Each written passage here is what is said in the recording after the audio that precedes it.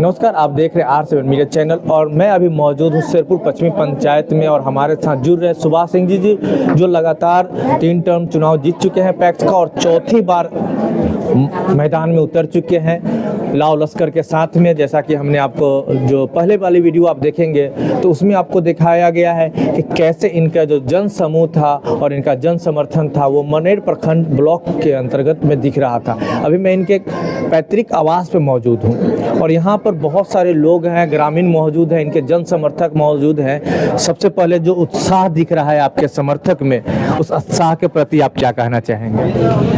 ये लोग हमारे समर्थक नहीं, गार्जियन लोग हैं, तो इनको समर्थक मत कहिए। ये हमारे अभिभावक हैं और इन लोगों का ही स्नेह से हम लोग हैं। जो भी हम लोग हैं इन लोगों के आशीर्वाद से ही है। बिल्कुल बिल्कुल जी। तो सर माफ़ी चाहूँगा कि मैंने जन समर्थक बोल दिया, लेकिन सर होता है कि जो रूट होती है वो जड़ें जो जुड़ के आपके साथ अपनत्व का माहौल देती है, वो अपनत्व यहाँ पे मुझे दिख रहा है। तो ये माहौल में हर्षोल्लास से ज़्यादा विजय बनने की संभावना दिख रही है या थोड़ी सी चुनौतियाँ बढ़ी है? देखिए, यहाँ कोई चुनौतियाँ नहीं रहता है और हम लोग चुनाव विजय होने के लिए नहीं लड़ते हैं। हम लोग का जो स्नेह और प्यार है ये इससे बढ़कर कोई विजय नहीं होता है जी। समझ गए? और पद से बड़ा होता है प्रतिष्ठा और प्यार जी। पद मान लीजिए कि पद तो बहुत लोग को मिलता है हाँ। लेकिन तुरंत देखबे करते हैं हाँ। तो उस तरह का नहीं है जी। हम लोग को प्रतिष्ठा चाहिए, पद से बड़ा प्रतिष्ठा होता है। और प्रतिष्ठा तो यह है कि आपको चौथी बार भी लोग लेकर आएंगे ही। तो सर बोला जाता है सर कि जो आज का यूथ है, मैं ये क्वेश्चन पूछ रहा हूँ युवा होने के नाते, जो आज का यूथ है कहीं ना कहीं किसानी से दूर हो जा रहा है। तो आप जो तमाम बुजुर्ग हमारे साथ, जरा मैं कहूँगा कि इन तमाम अभिभावकों को दिखाइए जिनका जो अनुभव है युवा किसान के तौर पे ले सकते हैं।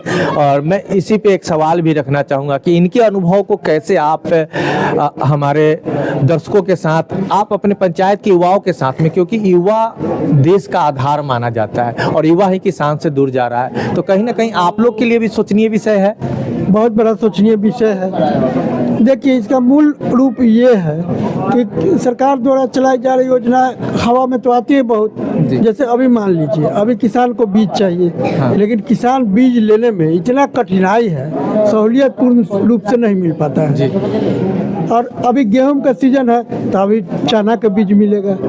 जब चना बोने का टाइम रहेगा तो उस समय बीज के पते नहीं है। तो ये सब बिहार सरकार की जो योजनाएं हैं ये सही समय पर चालू नहीं हो पाती। तो कहीं ना कहीं इसमें सरकार गलत दिशा में जा रही है या काम ही नहीं कर पा रही है। देखिए, सरकार अब क्या कहा जाए, गलत किया क्या कहा जाए। मान लीजिए कि अभी हरियाणा में जाइए, जब चना बोने का टाइम आएगा नेट उसी समय चना का बिया मिल जाएगा, हर जगह उपलब्ध रहेगा। लेकिन यहाँ है अब हम लोग का जो बिहार गवर्नमेंट है, जो बिहार सरकार जो है हाँ। ये हरियाणा मॉडल और पंजाब मॉडल लागू करती है हाँ। अब केरला मॉडल यहाँ लागू कर दीजिएगा हाँ। तो यहाँ तो चलेगा नहीं। कहा कि केरला में जो है सभी लोग शिक्षित हैं हाँ, हाँ। सब लोग OTP के बारे में जानते हैं। यहाँ हमारे देहात के क्षेत्र में OTP के मतलब क्या समझते हैं, उनको पता ही नहीं होगा। मोबाइल रखते हैं लेकिन कौन सा मैसेज में OTP बताना है नहीं बताना है। अब कोई मैसेज भी आएगा तो दूसरे से पढ़वाएंगे। आप लगा रहे हैं केरला मॉडल तो नहीं न चलेगा। यहाँ बिहार मॉडल चाहिए, यहाँ सीधी चाहिए कि किसान जो भी जिसको जरूरतमंद चीज़ है हर जगह फ्री सेल करना चाहिए। अब एक बार बीज लेने में कृषि रजिस्ट्रेशन कराइए, उसमें नाम में अंतर पड़ जाएगा तो फिर उसमें नहीं होगा, फिर खाता में अंतर पड़ जाएगा। तो ये सब जो समस्या है ना, ये बहुत भारी समस्या है। आप सबसे पहले उसको लागू करने के लिए 100% शिक्षित होना जरूरी है जी। और जब शिक्षा ही नहीं रहेगा, अब केरला के किसान जो है थोड़े दुखी है लेकिन हमारे यहाँ का किसान दुखी है।